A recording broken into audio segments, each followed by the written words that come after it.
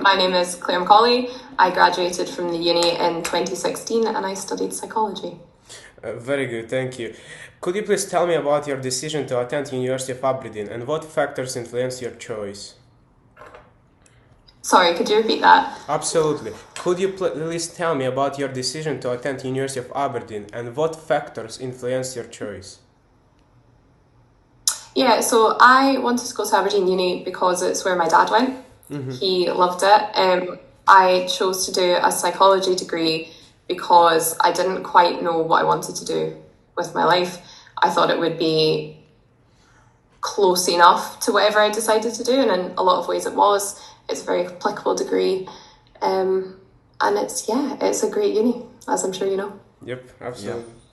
So what were some of your favorite courses or electives while you were at Aberdeen? I loved the English electives, actually. I think they were my favourite. Did a couple of sociology ones and history of art ones over the years, which were also very good. But I would say the English ones, definitely. Can't remember now, though. It's been a few years. I understand. A decade or so. What were some of the particular challenges or obstacles that you faced during your time as a student at University of Aberdeen? I think for me, I worked all the way through uni. I always had a job and I always had some sort of internship or volunteering extracurricular alongside it. So I did find it quite difficult to manage my studies and my work and my passions and trying to have a social life on top of that. I think that's the main one. It's also it's quite an intense degree, the psychology degree. It doesn't sound it. I don't think I anticipated that when I applied for it. I thought it would be quite an easy ride. It wasn't at all, but I loved it. It was good. So, apart from jobs, did you participate in any clubs or after curriculars, and like what was the impact of those on your education and your time in Aberdeen? So I was part of the International Society. I was the treasurer of the International Society for a year, which was very valuable. It was a great way to meet new people and learn about people's experiences from different countries. That was lovely. I attended quite a lot of the Romanian Society events because a friend of mine was Romanian, and it was nice to see a bit more of his culture as well. And I was involved in the student paper as well, the Gaudi, on and off over my time, which was brilliant. Yeah. It's a fantastic paper. Yeah, that's amazing. Thank you. Are there any lifelong friendships or connections that you made during your time at University of Aberdeen? Yeah, well, my first flatmate, who I met when I was in halls, she actually lives on my street, which is great. I'm still really close to everybody that I lived with. You drift away when you leave uni. Everyone moves to different cities. I'm not from Aberdeen myself, so I ended up going back to Glasgow, where I'm from. But we meet up when we can, and it's lovely, and it's nice to see where everybody is ending up after all these years. Yeah. So naturally, in the world of journalism, you have to apply networking a lot. So, how have you used your psychology degree and later your degree in journalism to kind of network around in your current career? Oh, that's a really good question, actually. Let me think about that for a second. Honestly, I think networking, it's made out to be a lot scarier than it is, a lot more serious than it actually is. At the end of the day, you are just trying to form connections with people. I find it most valuable just to meet people on their level, less of what can you do for me, more what can I do for you, how can we work together and see what we have in common. The nature of my job is I need to work with a lot of people from different industries, as well as people of my own, so it does require a lot of admin and management, and being out there, getting on Twitter. Social media is like huge for networking nowadays, LinkedIn in particular. It's just about maintaining a professional but human presence is really important, and I think having a basis of that from psychology and from working in the student paper while I was at uni has been very helpful. Yeah. Yeah, that's great. Next question is, what are some key factors that help you to keep you motivated as a student during your time at University of Aberdeen? Brilliant, yeah. A good one is that you can't play until you've done your work, really. That took me a little bit too long to learn, I think. When I hit second year, this is a warning for you guys, I thought the pace of work would continue from first year, and it really amped up. And I think I had been having a bit too much fun up until that point and realised I had to actually really buckle down. As well, just making studying fun. There's no point in locking yourself in your room and trying to bash through it alone if you can get out there, have a walk, go to the library, grab a wee coffee and just slot it in during the day so that you have a good work-life balance at home and you're not having to bring work into your bedroom, I think is a really, really big thing. And as well, just think about where you want to be and how you're going to get there. You don't need to get a first in your degree to achieve great things by any means, but so long as you don't leave uni feeling like you could have done more, that's the main thing. I think it would be terrible to leave and have regrets about, oh, what if I'd, worked a bit harder. It doesn't matter what you get as long as you've done your best. Yeah, absolutely. Right. So can you describe your job and responsibilities as the featured journalist at DC Thomson?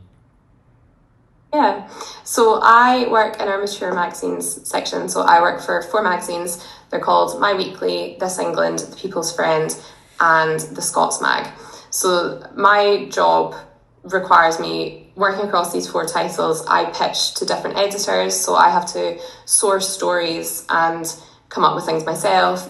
These features could either be through interviewing people like we're doing now, or from research, or from just going to an event and covering it. Like there's a huge variety. My section as well, I have and I edit a section of My Weekly, which is the health and beauty section as well. So I'm responsible for the content that goes in there. I commission other journalists to write content for me. They pitch to me. So it's a funny one. There's a bit of an up and down, a back and forth. But I do interviews over Zoom, in person, over the phone, stuff like that. And a lot of kind of heavier research, digging into archives and stuff like that, if it's a bit of a historical one. I know it's such a cliche of when you go on a job interview and the interviewer says to you, oh, no 2 days are the same. And you can think, oh, maybe they are, but in my job, they're really not. So throughout your career, what have been some major challenges and how have you overcome them? Good question. So I personally, a lot of my challenges are medical. I have ADHD, so that makes it, and I wasn't diagnosed when I was at uni, which at times was a bit of a disaster. Learning to manage that condition while having a huge amount of responsibility and a lot of a high volume of work is an ongoing challenge for me, but it's one that can be done. I think, with a job like mine, you really can't stop and take a breath a lot of the time. You just have to keep going, even if you think you might be doing the wrong thing. Should turn my laptop off while I'm doing this. Even if you think you're doing the wrong thing, moving forward is better than staying still in a lot of cases, because you need to have something on page. So there's not really any room for laziness and relaxing, which can be a challenge sometimes when you're having an off day, that you just need to kind of keep pushing through, but it's something you do learn in time. Yeah, thank you for your answer. And the next question is, how would you say your mindset and way of working have changed since attending University of Aberdeen? Oh, love that. Yeah. I'm a lot more committed now, I would say.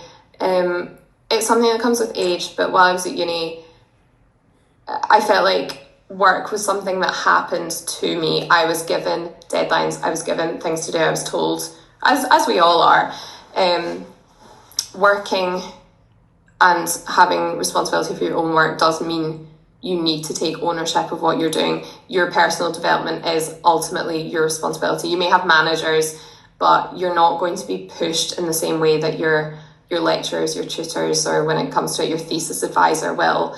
So developing these skills in working on your own goals and achievements, I guess, is something that has come to me later on in uni. Some people are very motivated and ambitious. I was not like that when I was at uni. It's something that I've had to learn and work on myself from graduating. But yeah, I think if you are in the position where I am, or where I was, sorry, when I was at uni, where I didn't know what I wanted to do.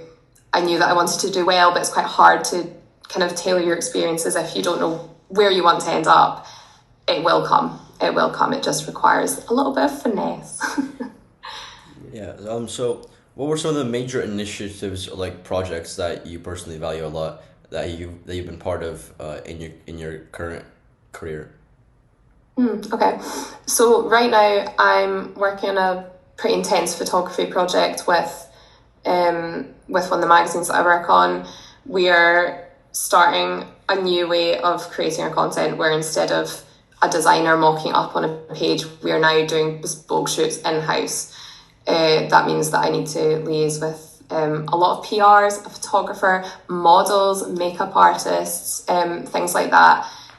Come together with storyboards, work out what we want to do and how we want to look, and actually get into editing the image on the page. It's a really cool project. It's something I didn't think I'd ever be involved in.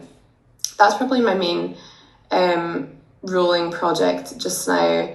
But just generally overseeing the direction of the content that we do. My wee section, beauty and fashion. There's lines that we don't want to cross, and a lot of responsibility that we have for, how do I put this? For making the message a positive one, which is, I haven't had that level of, prior to doing this, I hadn't had that level of responsibility before. So it's been a little bit scary to know that the buck stops with me, but it's good. It's good to step up and kind of grow up a bit, I guess. So university is also a time of personal growth and exploration. So what were some personal milestones that you've achieved in university that you still look back and value to this day? So while I was at uni, there was an opportunity put out on, through my department, or it might have been through the whole uni actually, where we could compete to do an internship which would involve policy work. So I did quite a lot of work with the Athena Swan Charter, who I think the uni are still affiliated with. We pulled together a report with recommendations on how women who are doing their PhDs could ensure that they wouldn't lose their funding through the course of their pregnancies. Because at that time, if a woman fell pregnant while studying, she would lose her funding, potentially not be able to reapply, and also lose all the work that she was doing, which is obviously hugely unfair. And we did a lot of work on presenting solutions, alternatives for this, and now those recommendations are in hundreds of unis across the UK, and that issue is resolved, which is really exciting. That's impressive. Thank you for your answer. And next question is, university is a stressful time for students. Do you have any advice for students struggling with stress? Yeah, I think, I know the NHS is very, very stretched, and it can be very difficult to seek medical help when you feel like it's not going to be well received, but the GPs at the uni, they are familiar with these kinds of issues. You're not an island at uni. Everybody has stresses. It's a melting pot of academic stress, life stress, moving out for the first time, homesickness, intense relationships and friendships, and it can feel so overwhelming. But I think having a wee bit of perspective, and I'm not saying think about yourself less, but having a wee bit of perspective about the fact that everyone around you is likely struggling in one way or another, or will be, or has before, and just being open and honest as far as you're comfortable about what you're going through and seeking help where you need it. Academically, your lecturers and your tutors, they've been through it too, a lot of it. Being honest and not burying your head under the sand helps everyone, because if you're not communicating to the people around you what's going on, they can't understand you. They don't have the opportunity to treat you with kindness and to help you out, so you can't deny them that at the same time. Mm-hmm. So you mentioned previously some internships that you did, and you were quite involved in that in university. Could you comment more on those internships and what they involved? Yeah, so I did some work. Well, the Athena Swan Charter one was part of an organisation called Science Girl, who are dedicated to helping women and young girls looking to go into STEM and who are in STEM already. That was a really valuable organisation to be part of. It was just a small branch, Aberdonian branch of a larger organisation. So I was brought on to help them with some of their digital ops and kind of got involved in some of the policy work off the side of it. I also did some work with a film festival in Glasgow called Craftadoc, who were an international art film festival, that's a bit of a mouthful, who screened creatives from across the world in this lovely little building called the Lighthouse in Glasgow. With that, I was involved in building the websites, doing the ticketing, working on creating partner links with some of the Glasgow universities and organisations who would later sponsor the festival, and also kind of being the Scottish voice of that, because it was an Italian film festival, and to kind of make the tone more in line with what us in the UK are familiar with. It was just a Scottish hand, basically. So those were the main two that I was involved in, but I volunteered throughout uni as well. I did some work with kids, some work with the elderly, which I also think is important to try and give back if you have the time to do so, and if you're not stressing yourself out to do so. Yeah, absolutely. So what factors have contributed to your growth and success in your field of journalism? I think for me it is, say again, hang on, what factors? Yeah, just like what overall... Do you mean like social? Yeah, like I don't know, maybe it's your outgoing personality, or just like stuff like that. Okay, yeah, gotcha. Yeah, I think probably for me in my career, I like to have a chat. My job is now to talk to people and to listen to people. With my career, you can't be shy. You just can't be a shy journalist. You need to be really dogged and proactive. I spend a lot of my time chasing down people, chasing down councils, harassing people for images.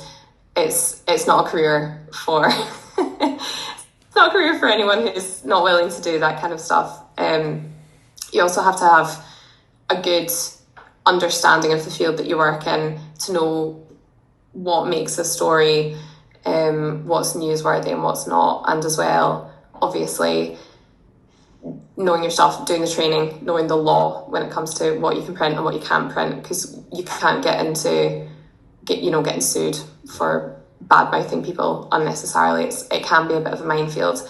I think journalism is one. I did do another degree in journalism when I left uni, purely because I just wanted to kind of transition from a science back into something a bit more artsy, just as a wee bit of a buffer. But I really feel strongly that you do not need a bespoke degree to go into a career like journalism. If it's something you're interested in, get involved in the student paper, hone up your essay writing, make sure your writing skills are up to scratch and your grammar skills are up to scratch. But even that, we have subs who read over our copy. They make sure grammar's good and spelling's good. We have a lot of people in my business who do have learning difficulties or who are dyslexic or whatever, and it doesn't dissuade them from going into a career like this, so it shouldn't dissuade anyone else. Yeah. So do you have more advice or insights for people who might be interested into going from university into journalism? Yeah, definitely. There are internships can be quite competitive in my field. I think if you identify a magazine, I'm in magazine journalism, but if you identify a magazine or a paper that you like the look of, find their editor's email, get in touch, send them a wee cover letter, tell them what you do, what you're interested in, and see if they'll invite you in for a little internship. I know for my company, we do have people in every so often who are students or recent graduates, and they'll kind of sit and shadow us, and we'll kind of show them how the magazines are built and what we do. Writing skills, really, really important. Interviewing skills, really, really important. Work on creating a little portfolio, even if it's not going anywhere, starting a blog. People are very keen to be interviewed nowadays. I will say it's a little bit different to when I was training up, where there wasn't this huge digital landscape, I guess. Now people kind of know more what... I've lost my train of thought. People are more willing to chat, basically. So if you have a blog, work on it. If you prefer to do video interviews or even a podcast, that's something that people are always keen to appear on. People just like to talk about themselves. So just make the effort to connect with them, and that'll set you in really good stead, and it'll help you improve your interviewing skills and your writing skills. Shorthand is another thing. I think it's a wee bit archaic, shorthand. Unless you're looking to go into court reporting, or you're likely to be in situations where you can record, shorthand can be useful, but is not necessary. Don't let the lack of one skill dissuade you from completely avoiding the entire industry. You can learn shorthand. Some places will teach you shorthand on the go, but it's easier to learn than you think. Thank you very much for this incredible advice. And the next question is, do you have any advice for students who are almost done with their degrees but unsure what to do next? Yes. Don't rush. Really don't rush. Even after I left, I did another degree, then had a bit of a mental panic about whether I wanted to even be a journalist, then tried to go back, thought about going back to do psychology again and specialise more in that, decided ultimately that wasn't for me, spent a year working on a makeup counter. Life is long. People change careers. People change careers into their 40s and 50s. You don't need to have it all figured out. I think when everybody around you seems like they know what's up, it can feel a bit intimidating and like you're a little bit behind, but that's really not true at all. You've got forever to decide what you want to do. Just try and identify your passions, what brings you joy, and if possible, don't try and commercialize everything that you're into. I think it's really, really important to have passions that are distinct from what you are actually doing and what you are being paid for. So even if you love, I'm trying to think of a good vocational one. If you love music, by all means, do a little bit of music on the side, but maybe starting a job as a full-time musician, unless you're super passionate about it, be aware that it could kill your vibe. So just try and keep your passions, foster your passions, but don't feel pressured to make your passion your thing at the same time. I think there's a lot of advice out there that kind of says anyone can do anything, and we do live in the real world. We can do almost anything we want, but have a little bit of realism as well. So, if you could go back in time, right, and give yourself some advice, what would that be, and would you change anything? Yeah, I think my advice to myself would be to work a little bit harder at first. I coasted a lot through uni. I am one of those unfortunate people who didn't have to study too hard and kind of got on okay anyway.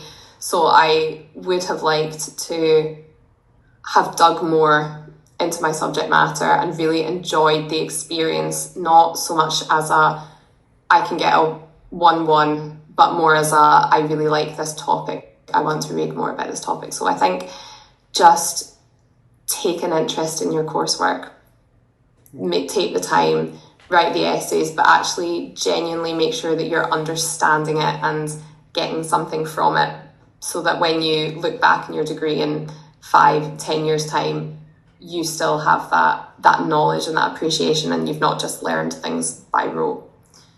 Yeah. Thank you very much. Thank you very much for your